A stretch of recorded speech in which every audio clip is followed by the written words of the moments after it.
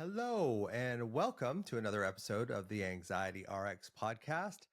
Today, I'm welcoming a guest, breathwork facilitator and breathwork expert, wrote a book called Breathwork Detox, Kurtis Lee Thomas. And Kurtis is a renowned keynote speaker and one of the world's leading corporate mindfulness trainers. I got to talk to him.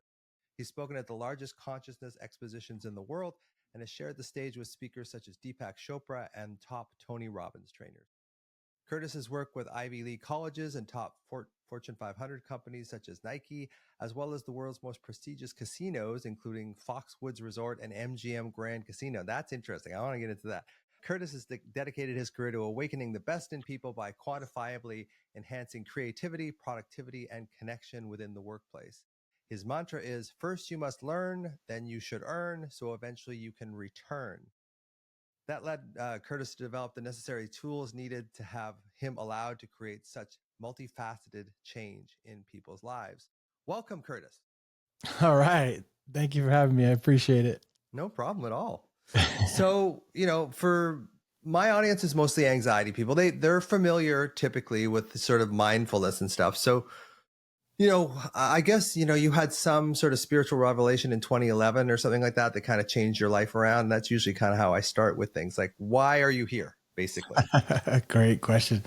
Yeah. So in 2011, I say everything before that was like my past life, right? I was very much I call myself a serial entrepreneur, Okay. hustle, grind, and no really a lot of self-awareness in spirituality, although I did believe in a higher power. It wasn't until 2011 all these crazy events started happening. I had my cousin who was a, what do you call those, tinfoil hat conspiracy theorist, like sure. up to the fullest, Sure. always in my ear, just talking something crazy to the point it just got entertaining, and I started listening to him. And also around that time, my brother had passed away, and my house burnt down, like, the not so pretty spiritual awakening. Sure. All these things culminated. I seen a UFO out one night. It was like just so many things at once, and it just awakened me to become really, really curious. Right. That's why I love what Albert Einstein said. He said, I have no special talent, I'm just passionately curious. And I got really curious because, my brother from the other side was trying to contact me through mediums, and I didn't believe in any of that crap. And, and my cousin conspiracy, and it forced me to, research and really delve deep into my spirituality, which led me to all different types of other things and my own healing journey, which they're parallel. I will say your spiritual awakening, which is what my first book was about, and your healing journey, they're different. You don't have to be spiritual to have a healing journey and vice versa, but they are very parallel. All roads will lead you to Rome. So I had both of those and written books on both of them just to put my story out there to see who else is resonated with it and who else I could help by sharing my story and the information I collected along the way. And what is it that you like, if you had to encapsulate when you go in and talk to a group or talk to people one-on-one, what's your goal? Like, what are you trying to do, especially for people that have no idea what breathwork is or mindfulness is? Like, what's your goal? My personal goal is to meet people where they're at. Okay. There's all different levels and facets of human consciousness, and people in groups, individual and groups are in different places, and you do have to talk to people differently. And I have the ability to meet people where they're at and also break down highly complex topics and scenarios maybe that they previously didn't understand into layman's terms where they get it. I'm not here to impress anybody. I'm not here to wow anybody. I'm just here to focus on the most powerful tools and modalities that actually work so we can live a happier, healthier life. That's it. Yeah, I mean, I guess with me, I talk to people about anxiety, and anxiety is always about the future, right? Like, anxiety is always about the future. You can't worry about something that's happened in the past. It's always about the future. So the ego, what I call the ego dragon, this omnipotent creature that we devise or incarnate when we're 6, 7, 8 years old, when we're having difficulties in our family, this ego dragon is so omnipotent and runs our lives and basically gets us locked into the future or the past or the pain of the past. And I guess when you bring yourself into the present moment, that's the only time you can actually feel. Like you can't say tomorrow afternoon at 4:30, I'm going to have to pee. Like your sensation is in that moment. And I think what we're losing in this society is this feeling of being in our bodies, feeling present with ourselves, as opposed to just wondering about the future, like, and our dreams and hopes and dreams. And then all the traumas of the past that come in and kind of, we either live in the past or the future. And I guess what mindfulness does, through different, like I studied the neuroscience of it and that kind of thing, but through different structures in the brain and even spirit, brings us into the present moment. And when you're in the present moment, there can't be any worries there, because worry is always about the future. Yeah. I mean, it's one of those cliche things. It's like, just stay in the present moment. And, it sounds so easy. And if you really look at it, I love this. When you take the word live, what's live spelled backwards? Evil. Yeah, right. So the only evil in the world is when you can't allow yourself to live in that present moment. And then when you have lived spelled backwards, right? Do you know what that one is? Dived, I guess. Devil. Devil. There you go. Yeah. Yeah. Right. Yeah. And the devil is in the world is when we allow ourselves to live in the past, right? Lived. So right. You're right. It's the answer, but it's difficult. So how do we live in the present moment? And I think that's where that term mindfulness comes in. Is being mindful of that moment, being mindful of living in the present. I mean, living in the past or the future. And, it's a practice, but if you can find ways to center yourself right in between the past and the future, not to say that you'll find peace right away, but you will find awareness that will bring you peace. Yeah. And you can't, you maybe you can't say you'll find peace in the present moment, but you certainly won't find peace in the past, and you certainly won't find peace in the future. So it's really your only option is to be able to live in this present moment situation. And then people say, well, I don't want to live in the present moment because my present situation is hard. I'm going through a divorce, my child is sick or whatever. And I think it's learning on top of that to kind of create this sort of level of faith that if you stay in this particular place, because when we were children, if you're traumatized as children, which a lot of my, patients are, they don't feel comfortable staying in the present moment because that's where their pain was. So for me, anxiety, the way I describe it to people is it's a separation of your mind from your body and a separation of your adult self from your child self. So your adult self doesn't want to go back to the child because the child holds all the pain, and the child doesn't trust the adult because the adult has ignored them for so long. So the only place where you can kind of alchemize those two and bring them together is in that present moment. And if we look at the neurological structures, that posterior cingulate, anterior cingulate, amygdala, insula, these are all present moment structures. And that allows us to get into the ballpark of how we can heal, as opposed to just trying to heal cognitively, which is what I see so many people do, especially in North America where we live. Go to therapy, figure it out, figure the reasons out. It's like, it's not a figuring out thing. It's a feeling thing. Yeah. Yeah. And I love that. And one time I was having a conversation with my mother, and we were talking about anxiety and fears of the future. And one of the things we discussed is that a lot of things people fear of happening, right? Not only will they not happen, it's that they already did happen. Right. The reason why you fear it is actually because it already happened, and you're fearing it from happening again in another way. And it's the mind that really screws us up, because, people will say, they're afraid of the unknown, right? They fear the unknown. And if you take a baby, and if a brand new baby was born in the depths of hell, right, with all these demons and ghouls and goblins, that baby would be raised happy, playing around, because it doesn't fear the unknown. We fear what we think we know, right? And it's what we think we know, either from our own past experiences or from other people's experiences. And this could be other friends, family, it could be movies or whatever, but what we fear, what we think we know is going to happen, what we we don't know, we don't know. And then we have nothing to fear because we don't know. So it's really the mind that pulls us, back and forth into these areas, and finding ways to get centered and get into that present moment. That is, it's a game, and it's a game that unfortunately we have to play. And not only do we have to play it, we have to get good at it. But I guarantee that if people continue to, watch and listen to this podcast, like, you're playing the game, you're playing it right now, and you got the tools because, we have people like you and people like me who are able to come together and just share what we know. Yeah, I think a lot of it too, like when people come in to see me and they'll go, well, I'm really afraid of airplane travel, or I'm really afraid of, getting married. There's all these little things. And it's like, well, it's not about this future event it's because you had a bad experience with something in the past that was similar to that. And the amygdala in our brains never forgets. It never forgets anything that's ever hurt us, even when we're, 6 months old. So that will light up our whole fear network in our brain, our whole physiological fight or flight network in the system at anything that's even reminiscent of what happened in the past.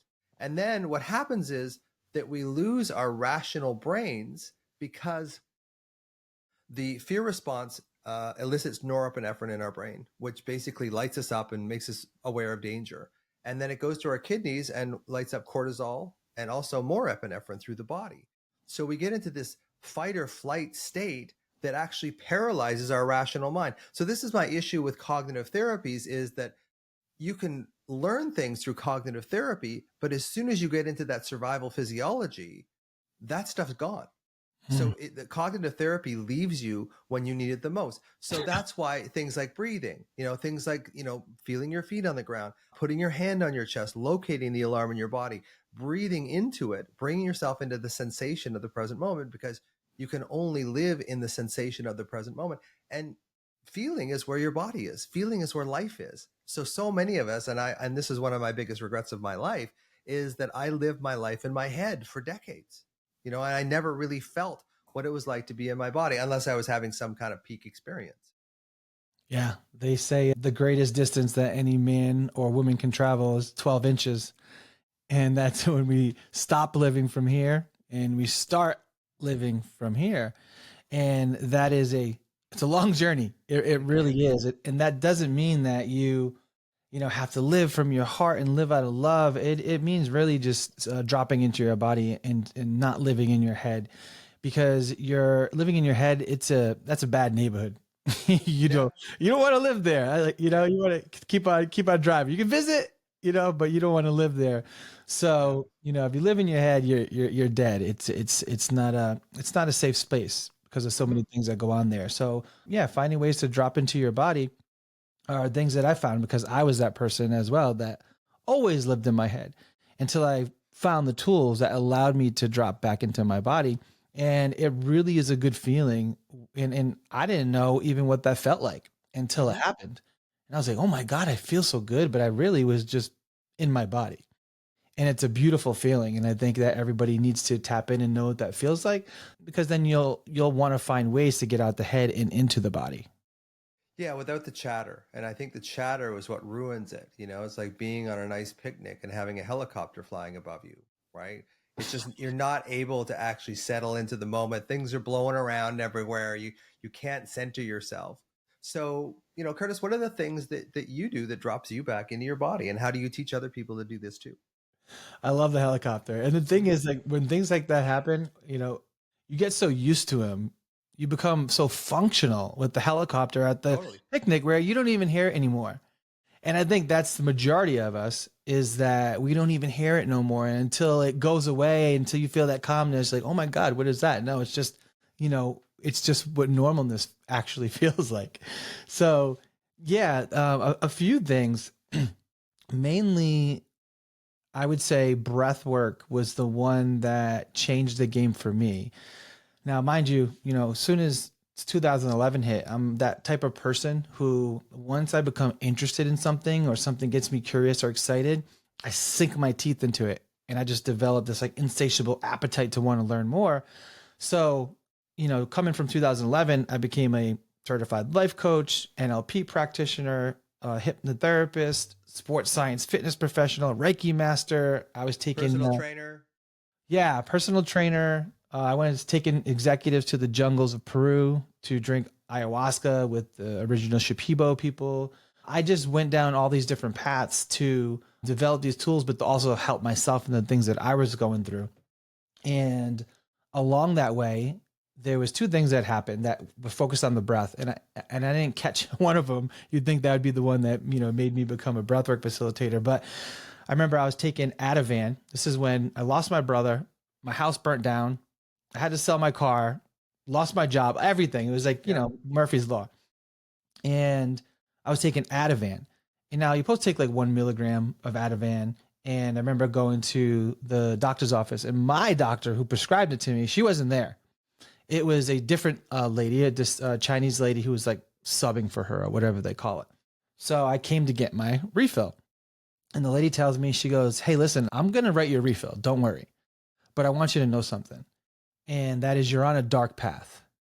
And I don't know if it's because I'm a Star Wars fan or whatever it was, but when she said those words, I lit up and I was like, uh-oh, like you got my attention. She's like, "You're on this dark path."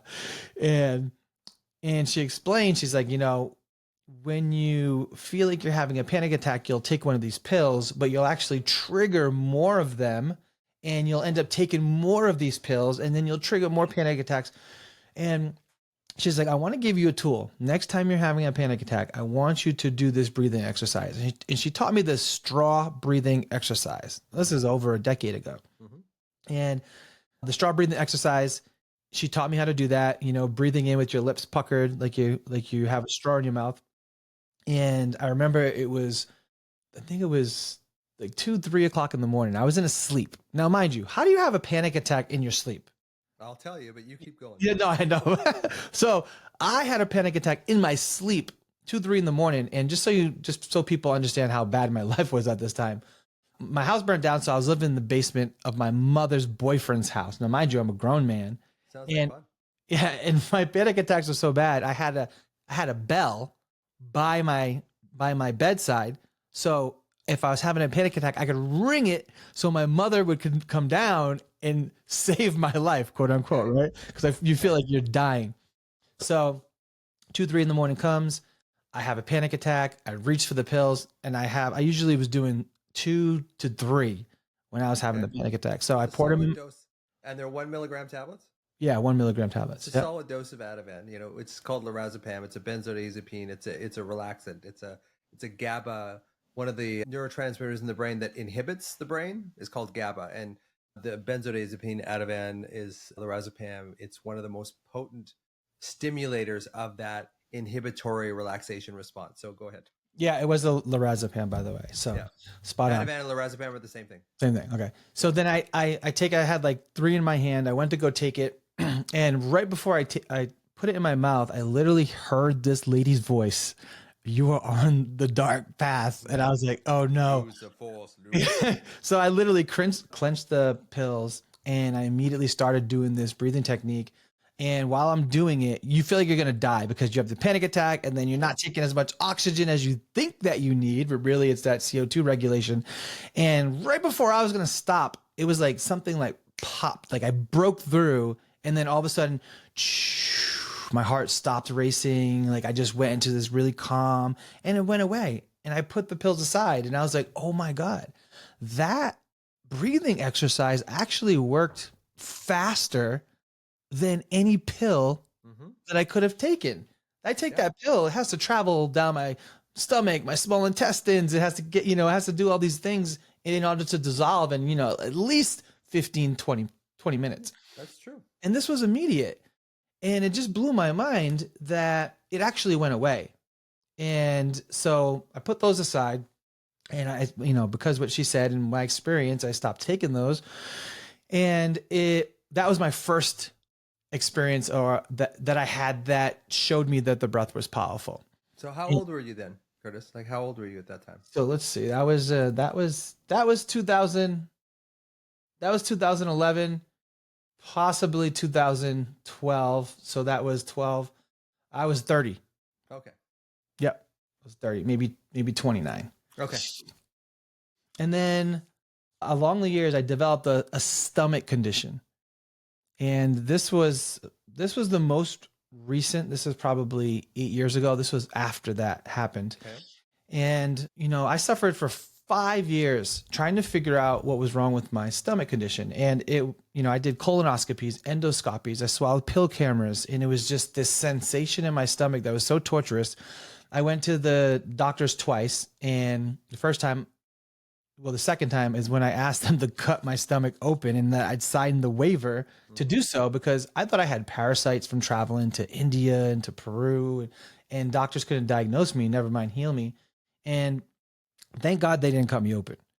And it wasn't until I went to this very specific breathing technique and exercise, and one session of this completely eradicated my stomach in condition in one session. And that was even harder for me to wrap my brain around. People will wonder what that technique was. Can you share Well, it with us? it was so powerful. It was a deep diaphragmatic technique. It was so powerful. I was, I think, involved in 3 other companies. I had all those certifications that we talked about. I had to practice with my mother. I exited every single company, and anything that I was doing, I either got rid of or consolidated. And I vowed to put my time and energy into bringing this modality to the world. So I took all of the things that I've learned and this modality, coupled it with other modalities to make it even more powerful. And that's when Breathwork Detox was born. So that's what I teach now. That's what I bring into companies like Nike and NASA. It's what I train and certify people in, because there was nothing like it at all. And then now that I've been facilitating this for, quite some years, I have tens and thousands of testimonials.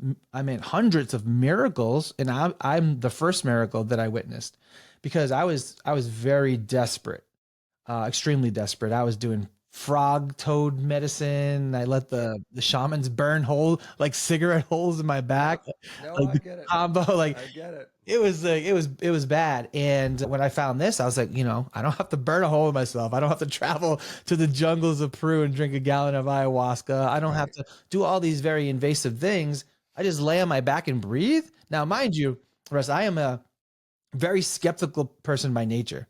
I'm a Capricorn, very analytical. So for me to believe and even wrap my head around that this one technique was able to eradicate what the best doctors from East Coast to West Coast couldn't do, it was hard for me to really grasp that and what was going on. And it wasn't until I kind of combined Eastern and Western medicine that I found out how and why this worked. Sure.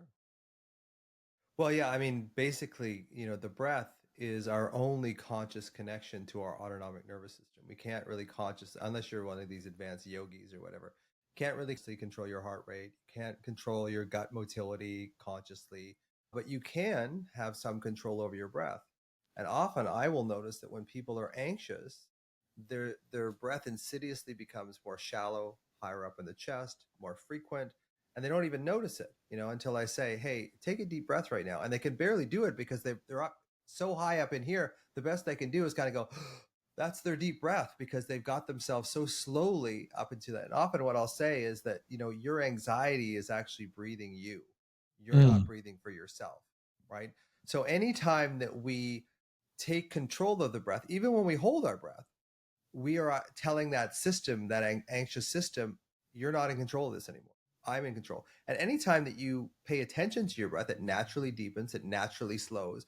But unfortunately, it's one of the unfortunate parts of our human wiring is that when we get stressed, our breathing will reflect that. And I think part of it comes from like an evolutionary perspective. If you're behind a tree and there's a predator on the other side of the tree, your breath rate goes down really slowly and you move as small amounts as you possibly can. mhm. Now, unfortunately, over time, that tells the brain we're in danger. So, there's this thing about actors getting Botox in the face, right? And these actors are losing the ability to feel because part of our emotion comes from this feedback that we get from the muscles of our face. So you paralyze those muscles, you paralyze the feedback. Same thing with the breath. If you paralyze that sense of open, still breath that comes through, that sends a message to your brain and your vagal system that everything's okay. But the opposite, that sort of shallow, kind of rapid breath. And it's not like you're necessarily breathing quickly, you're just not breathing slowly. That sends a message up to your brain. We're in trouble, more norepinephrine, more cortisol, all that kind of stuff. So the whole thing just starts this cycle. So that's what I love about breath is it instantaneously, you're right. It takes 20 minutes or so for a medication to hit your stomach, go into the small intestine, go through the blood, go through the liver, because that's when it goes through first, and then make it up to the brain. So it takes a while, but breath work works immediately. And I think that that's, it's such a powerful modality. And I think people just don't stick with it. They do the breath work initially, and it's like, okay, I feel better now, but they don't do it long enough to make it a practice. And I don't know if you find that too. Yeah, and that's the solution that I came up with, because even when going into these companies, the first thing that they'll do is when they want to implement mindfulness, they'll be like, okay, let's do yoga and meditation. Yes. Yes.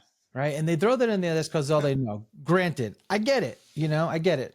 Right. But without the breath, yoga would just be stretching. Yeah. Without the breath, it's like it's the focal point of everything, even sports, karate, boxing. So, the being able to like find the rhythm, I guess, like in the breath. I think that's so important, is finding our rhythm. Like we all have our own natural rhythm. And if we can't find that natural rhythm, it's very anxiety provoking. Sorry, my mic went out. Okay. No, So I got it back. So what were you saying? they'll yes, thank you. They'll bring, yoga and meditation and what I learned about breath work versus, let's say, meditation. Meditation is actually an advanced practice. Sure. Because if you try to get somebody who is stressed out, which is pretty much everybody, to sit down, sit still, and don't think a thought for the next 20 minutes, right? They're going to get more stressed out, and it's extremely hard. So meditation is more of a maintenance. And the breathwork detox, and that's another reason why we call it the detox, or any type of deep diaphragmatic breathing. It could be Wim Hof, anything that really gets deep into the lungs. And that is a big clearing, physically, energetically. And we need to clear these things out. So I like to use the analogy of breathwork is like cleaning your car with a power washer, right? And meditation is like cleaning your car with a toothbrush. You want to do these deep diaphragmatic breathwork sessions first. And not only, this is what's going to happen. One, the other breathing techniques that you do are going to be more effective. The meditation you do is going to be more effective, and it's going to be more enjoyable if you're able to do that first and then create these other breathing techniques. Like people want to use these other breathing techniques as, their, life-changing, life-saving number one tools, but they're maintenance. They're tools to have in maintenance. And there's some things that we need for the deep work. And that's a deep diaphragmatic breathing. That is the breathwork detox, is the deep work. And then that is going to change your relationship to yoga, meditation, and every other breathing exercise. I agree. I agree 100%. I these things that say, oh, meditation, you should do that for anxiety. One of the reasons why people go up into their heads, because I believe the uncertainty, the trauma is stored in their body. So what they do is what I was saying earlier, is they escape up into their mind to escape this old trauma, this alarm energy that's stored in their body. So if you get someone to sit and meditate and you take away that ability to escape into their heads, they're going to feel that trauma full force. They're going to go try and do meditation, and they're never going to go back to it because it was so uncomfortable. And also the default mode network, the default mode network that actually triggers a lot of our anxious thoughts, this sort of daydreaming state of the brain that makes us go, oh my God, oh my God, oh my God. This is why when you're having a breakup and you're at work, you're not so bad. But when you get off work and there's nothing to take your mind away from it, you default back into this terrible state of, oh my God, this is the worst thing ever. So this default mode network, it energizes, and it starts to play these horrible, tapes in your head over and over again, like a broken record. But if you're doing something specifically like breath work or meditation, once you've learned how to do it well, then you're okay, because you're pulling yourself out of that old default state of just sort of falling back into worry. But what I like about breath work is it actually gives you something specific to do that will actually keep you out of that default mode. And that default mode is what kills us. Well said. And that is it. And I think that's why a lot of people are gravitating to breath work. I have nothing against yoga or meditation. It's just they don't get their fair shot because people are carrying around too much junk and gunk and they're too much in their heads.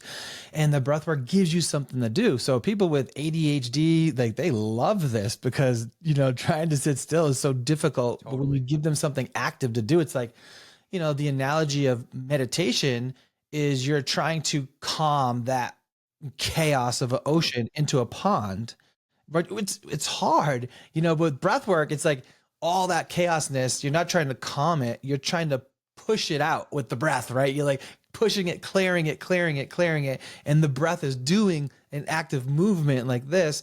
And, you're able to come to that clear pond.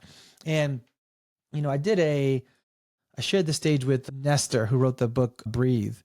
Now, So now in the book, he mainly says you should be breathing out of your nose all the time.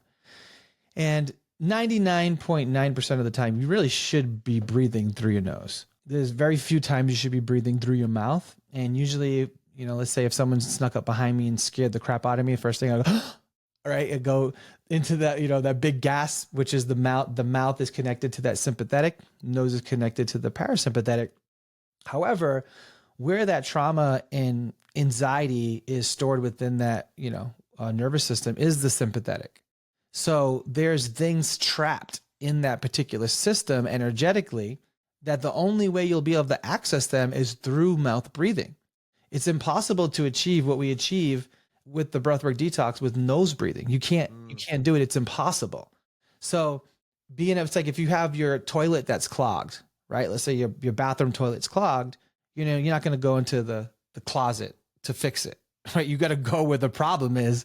And the problem is in the sympathetic nervous system. So many things get trapped inside there. And when we clear that stuff out, when we exhaust that stuff, it allows you to go right back into that parasympathetic. So that's something that I noticed, it just allows, even with nose breathing, it's like trying to, let's say you had 100 or 200 people in a room and there's a fire and you're trying to get out the doorway. You get 200 people trying to get out that one doorway through the nose. Very difficult. But if I took that wall and sledgehammered, the whole wall, and then everyone can come out so much easier, that's the mouth breathing.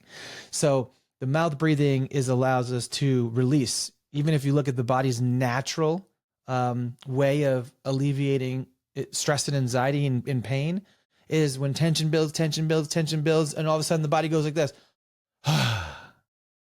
Right? It goes, build. It does that sigh of what? The sigh of relief. It's the body's natural mechanism, but we don't realize that we can actually do our own conscious sigh. And if you just do 3 sighs in a row from one moment to the next, you'll actually feel better because we're holding on to something. And, I'm a breath holder. Like that's how another thing that got me into this, I found myself holding my breath. It was on my birthday. And as I hold my breath and I was clenching my left fist at the same time. And I was doing this for years and I just so happened to realize it at that moment. And I was talking to my friend's wife and my hand was clenched and I was holding my breath and I just remember going, and I was like, oh my God, I am holding what is going on with me? And like you said, I wasn't in control of my own system, And I think it's important, people out there, because they have to understand, I've worked with some of the, coolest companies and people. I wrote a couple books and you might think that my lineage comes from the best breathers and, I'm one of the best breathers in the world. Like that is so far from the truth. I am the worst breather on the planet. And that is why I got into this, because this is what moved the needle for me and what I found worked out of all these things. And, take it from me. I think, the reason why I called it How to Thrive in the Age of Anxiety is because the amount of anxiety that I had from whatever circumstances, right? The fact that I'm able to do what I'm doing right now and get on podcasts and talk to you and get on stages is a miracle. Is a miracle. So if you have anxiety, you're just playing at a different level, right? You chose to come in at this planet at a harder level. Somebody who's out there who doesn't have anxiety is going through life, they're at a lower level. But I mean, like in the game of life, if you want to add hardness to your level and level up, oh, you know what? Let me throw some anxiety in there just to make it even more difficult. So I give so much props to people that do have it. And, it's hard for some people to say like anxiety is your superpower. And like, they don't want to hear that. They want to know, I don't want it. You want it? Take it. But I try to go from both sides and perspectives and I get it. Yeah. I mean, for me, the way I write in my books and my articles and that kind of thing, I see anxiety as a state of alarm in the body. Anxiety of the mind is basically just the brain's way of making a cognitive story out of what they feel in the body. So in this society, we're not that great at describing our feelings, but we are much better at describing our thinkings. So we get lulled into this false sense of security that if we talk about our problems and we just resolve them that way, that they'll be okay. But we're not actually resolving them at their source. We're putting a Band-Aid over them. We're creating a coping strategy, sure, in your mind, but your mind isn't where the problem is. Your problem is in your body. And that's what we have to find. And that problem in your body is your younger self. It is the part of you that didn't get seen, heard, loved, and defended. It's the part of you that still lives in you.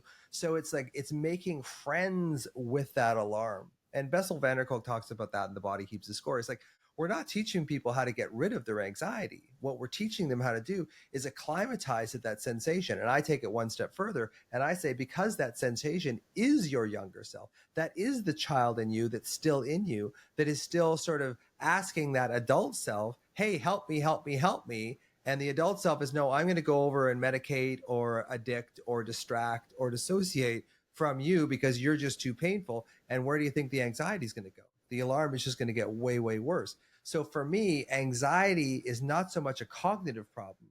It's a body problem. It's a feeling problem. And that's why all these cognitive therapies appear to work initially for the first 3 to 6 months. And then a year later, people are back to the exact same level of anxiety, if not worse, that they were before, because we're not actually getting at the root of the problem. We're getting at the symptom, which is the worries, so it's like, okay, well, learn how to manage your worries. Okay. But you've got a hole in your boat. The boat's filling up with water, which is like the fear, the anxiety. You can bail water out, which is basically learning new cognitive structures of how to handle the anxiety. Or you can actually go under and patch the hole in the boat, find this place of alarm in your body, feel it, breathe it in, heal it, allow it to be there. And that's what I like about breath work, is it creates this fertile ground for you to now be able to go, okay, child self, I'm in this regulated place. I can actually meet you where you are now. We can actually do this work together, but we can't do this work if we're in the middle of a helicopter above us and we're trying to just have a nice, calm, peaceful dinner.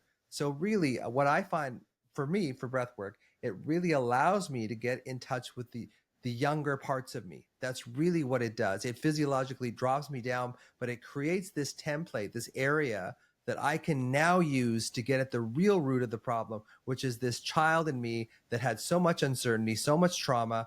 And now I can bring them into a place of connection as opposed to just sort of trying to plaster over their pain.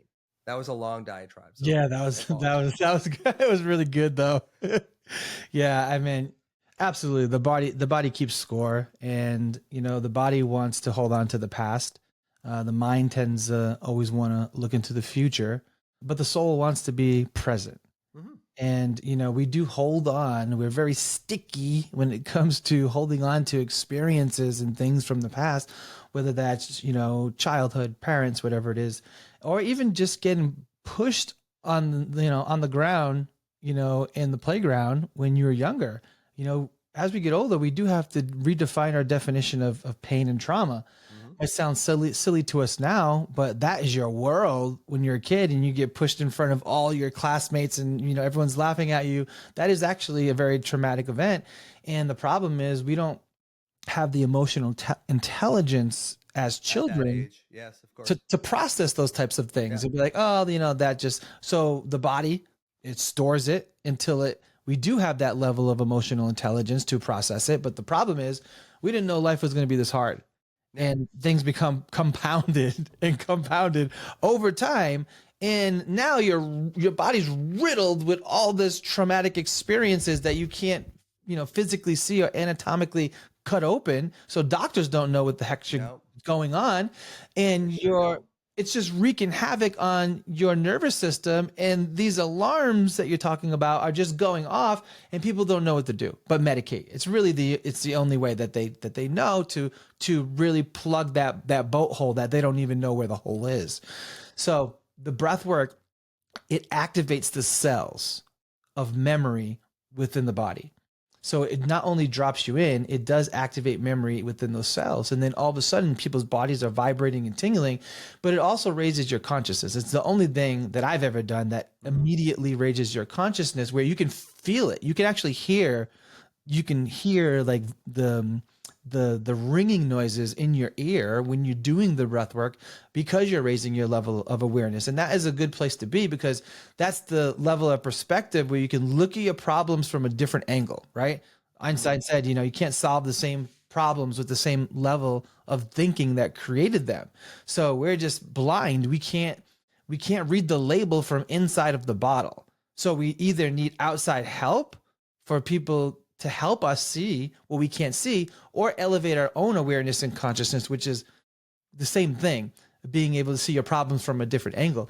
And breathwork is the only natural modality that I've realized that has the ability to do all of those things. I think it does it. I think it's the most efficient way of doing it, for sure, because you're relying on an overreactive sympathetic nervous system, a dysregulated autonomic nervous system, which is at the core of almost everything. So how do you regulate that autonomic nervous system first? And then once you're in that particular ballpark, then you can start making changes. But you can't start making changes unless you created this fertile ground for growth, which is another reason I have a difficult time with cognitive therapies, is because people come in there and they are distraught. So, and you're trying to get a feeling solution with a feeling problem with a thinking solution, and it just doesn't work that way. You need to create this substrate, this grounding of peace, so that your autonomic system is balanced, so your sympathetic and parasympathetic are somewhat balanced, because you need both. You need an active sympathetic nervous system to actually move and do things, and you need a parasympathetic system to kind of be able to balance those out. And this is what play does. This is what I think why play therapy is going to be so important in the next few years, is because play is one of the single things that actually activates the parasympathetic and the sympathetic nervous system at the same time. The other thing that does that is trauma. So when you're traumatized as a child, your sympathetic system goes up, and yet your parasympathetic tries to come in and soothe you at the same time. And that couples those two together in this sort of dance. And then when you do something like breath work, you actually uncouple those two things together. You see that you can actually sit in parasympathetic and sympathetic at the same time without there being trauma. And in that particular field is where you can actually create some real healing, as opposed to just putting band-aids on emotional things, which I think we do so much of in this society because we don't know any better. Yeah, I agree. I love your perspectives. So what is it that you provide to people? Like when you go in and they see you and you've done something, like when you walk out, what are they left with? Like, what are they saying about that Kurtis guy? What did he get? What did he give me? What did he give me? Like, how has he changed my life? Well, hopefully I left them better than how they came. Oh, I'm sure you did. I think where I put my all in is those experiences, those events that I do. It's an experience, is because, I took all the skill sets and everything that I learned and I put it into one event. And what's powerful about it is, unlike yoga and meditation, where you need to see those compounded results over time, the results of Breathwork Detox are immediate and undeniable. Agreed. From one session. Now, I don't know many things that can do that like that. And that is something that I I love to bring to people, because all they need to do is get curious once and say, yes, I'll try this. And then they go in through the experience and they leave better. Now, when I say leave better, that could be completely, totally transformed their life in a complete 180. Or it can be somebody who just felt like crap for the last 6 months, and this is the first time that they felt better. I just did an event last week in Rhode Island, and the guy came to me, this big burly tough guy, and he said, I feel like the luckiest man in the world. There's so many things I've seen, all types of things cured, which I won't even get into. Yeah. So that I take, a lot of joy in doing that. And, people's experiences are different, but what I do know, whatever somebody's looking for, whatever they need, they're going to get, their spirit guide, their internal physician is going to be working with them. The body naturally wants to heal in itself. And, the reason why it doesn't is because of there's things in the way, right? There's blockages, even things when it comes to creativity. How do you generate creativity? You don't. You remove the things that's getting in its way. Agreed. So if you go in the body and you detox physically, mentally. Now, here's the thing. When I was working with these best doctors, some of these doctors are really cool. I became friends with them. We all have our own lane. And some of the things that breathwork does, it's not physical. Most of it is actually energetic and spiritual. And there is a huge physical component. And there's even things I'm learning about the physical component. And that's like, we found out that 8.5 out of every 10 pounds of weight loss is through a gaseous exchange of breathwork. That means 85% of all weight loss is actually through carbon dioxide. And the reason why we found that information is because I have a program called Breathwork Bootcamp. And all of a sudden people started losing weight. And I couldn't understand why they're sending me pictures of their waistline, because it wasn't my intention to lose weight. And then we realized 70% of all the body's toxins are released through the lungs. So now you have 70% of all the body's toxins are through the lungs, 85% of all weight loss is through carbon dioxide. And also, when the body is stressed, it produces cortisol.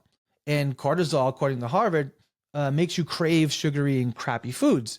So when you're stressed out and you have a breakup, it sounds cliche, but people are eating the ice cream, eating the calories.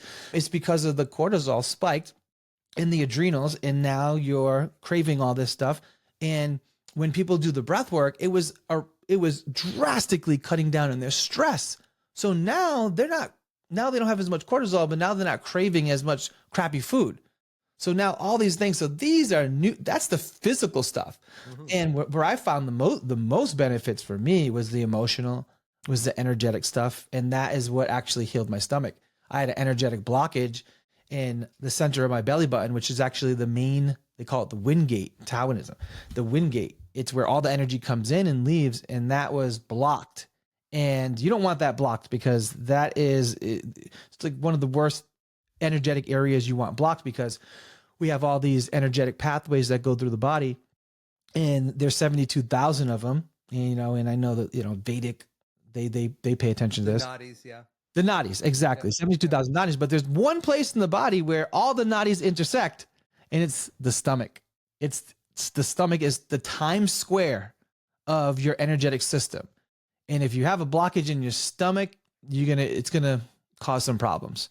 So that's what breathwork helped. It helped move that energetic blockage, and then all of a sudden, you actually get smarter, which is crazy, because stress will make you stupid. Sure will. Yeah. So yeah, I mean, we either live in protection or growth, and I think if you grow up with trauma, you learn that life is about protection. If you grow up with a secure, attached, parent lineage, whatever, you learn that life is about growth. And I think what breath work does is it puts you into this place where, hey, I am in protection, but hey, I can see growth on the horizon here. It sort of opens the door, and it does it quickly. You're right. It does it faster than medication. It does it faster than just about anything else, because, even if you look at 4-7-8 breath, even if you look at physiological side, Dr. Huberman talks about that, this sort of 2 quick breaths in, open up all the alveoli, exchange the gas quickly, and then slowly breathe out. Anytime you pay attention to the breath itself, you start getting closer to your authentic self. And it's your authentic self that heals you. It's not the reactive, it's not the knowledgeable self. It's the authentic part of you that was there before you developed all these reactive coping strategies, because uncertainty was just unbearable for you as a child. So when we're faced with uncertainty now, we tend to go into these sort of constricted breath areas. We go into this sort of, we start, as you were saying, it's not so much about being able to expand into this. It's removing the blocks that we've created ourselves, usually cognitively. So if we can understand that that's a lot of what's doing it, and that the more we think, the more we cause a problem. The more we feel, the more we breathe in. And there's this process from Pema Chodron called Tonglen, where you actually breathe in the pain. So when you're feeling anxious, you actually breathe in the pain. And there is something very satisfying about that. I've done that thousands of times. It's just because it makes intuitive sense, because you are hurting. So why don't you bring the breath to that pain? Yeah, I'm glad you said that, because that does work. It's one of the tools that I do have. And if I feel any type of pain, emotion, something, even something from the past, whatever it may be, I will literally say, what is that? How am I feeling? Okay, let's feel it. Go deeper into it. And I'll melt. I'll like melt into it and feel it and embody it. And I think when people do that, first of all, the body doesn't naturally want to do that. It wants to do the opposite. It wants to run, it wants to neglect, it wants to deflect. However, that is what causes the internal suffering. And I don't know. Because I would say that the body does want to do that, but it's the mind that gets in the way. Okay. Yeah. Okay. That's what. But it's both. You can make an argument for both. I can see both. So from my perspective, what I see people doing is creating these blocks to their own connection to themselves over and over and over again. And what breathwork does is it starts pulling away those blocks so insidiously that they all of a sudden go, oh, you know what? Maybe I can actually love myself. Maybe I can actually be a little closer to myself. Maybe I actually can put a picture of my childhood self that was bullied, ashamed, whatever, up on my bathroom mirror. Maybe I can connect with this part of me and see. And then once people get empowered in that particular, then it's like the story that I tell in my book about the guy who keeps hitting himself with a hammer over and over and over again. And he's like, well, why do you hit yourself with a hammer over and over again? And he goes, well, because it feels so good when I stop. Right. So even going in the other, even something that goes in the other direction, which is what I believe breathwork does, is it really allows you to see there is a direction, there is a place that actually works quite quickly. And I agree with you, like yoga, meditation, they take time, they take practice. And it really does take this sort of discipline to go to 10 yoga classes. You may feel better at the end of one, but it does take a while to sort of build that up. But the thing about breath work is that it opens the door, and you stop hitting yourself with the hammer. You can actually see there is another direction I can go in. Whereas people from trauma don't often see that. They don't often allow themselves to see it because it's too painful when they see something that helps them and then it gets taken away again. Yeah, that's a real thing. So what are the most important lessons you've learned, throughout your career as a mindfulness trainer? The most important lessons, I developed my own principles over the way, and I noticed people. One thing, I was just talking to my cousin about this. One thing is I'll never tell my problems to somebody who can't help me fix them. Good one. And write that one down. That's a good one. Write that one down. That's a good one. I like that.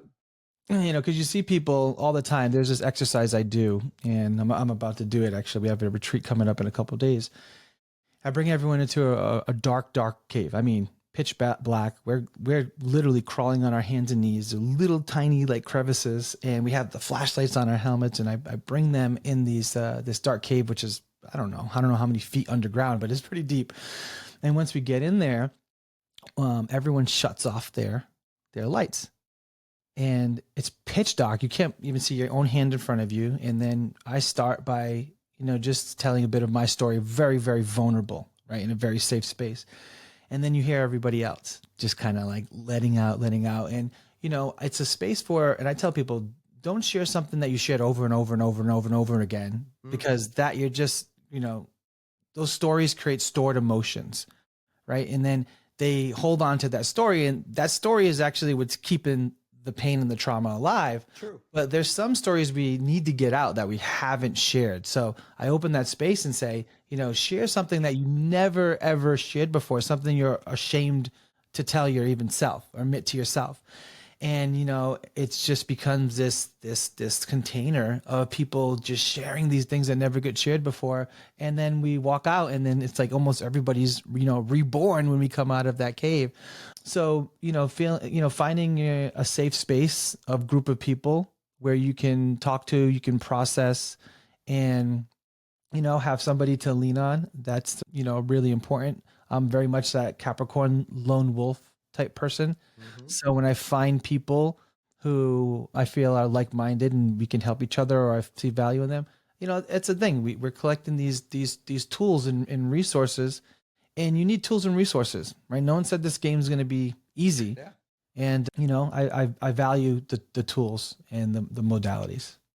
That's awesome. So I'm going to go back and tell you why you have panic attacks in the middle of the night. Oh, yeah.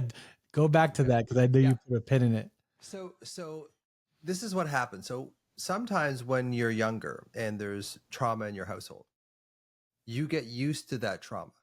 And then all of a sudden there's a big blowout, and then there's this period of calm, and then there's another blowout, and it just gets repeated over and over and over again. So you learn over the course of time not to get too relaxed, because another blowout's coming along. Could be 2 weeks, 2 months, 2 years, but another one's coming along. So when you're in sleep and the oligopontine nucleus at your brainstem paralyzes your body and your muscles are completely relaxed, there is a message inside of you that says it's not safe to be this relaxed. It's not safe to be safe. So your mind, you wake up, and then you go into this panic because your sympathetic nervous system says it's not safe. We have to do something to not be in this position where we could potentially be in danger as we were as a child. So I used to have this thing when I would get massages. So I would get massages and I'd be so relaxed that I would go into this panic state, because that's what would happen to me as a child. When I got to this quiet period, there was always a blowout. So my mind had coupled that with, you're going to be in trouble. There's going to be something that goes wrong. So that's why people wind up having a panic attack when they're most relaxed. So anyway, yeah. Is there anything you want to wrap this up with, Kurtis? This has been awesome. This has been awesome. I very much appreciate it. And yeah, I will say, anybody who listened to this podcast who experienced any type of trauma, anxiety, I think that trying as many things as you can and, come into a place of, being willing to try new things is a beautiful place, and to try breath work. It doesn't have to be with me. It can be with anyone who's doing a deep diaphragmatic practice, if it's the right practice, or Wim Hof or whatever. I personally do virtual events every 2 weeks for people. That's my most popular event because people can come from all over. They log onto the computer. Sure. And it's the equal experience, the one that changed my life, that I share with them. And if they do want to come to that, I did a code for you guys, for your listeners, called Podcast 50, and it's 50% off. They can come and they can experience this. So how do they find that, Kurtis? Like, how do they find this? How do they find you? How do they find this event? Okay, Breathwork Detox is the modality. So if they type in breathworkdetox.com, or they can go on my Instagram, Man from the Stars, either Man from the Stars or Breathwork Detox. Sounds great, man. Yeah. And hopefully I'll have you on again and that kind of thing. It's been awesome talking to you. I love hearing new things and new perspectives from different grounds, and you clearly know exactly what you're doing. So I love talking to people who have found their niche for sure.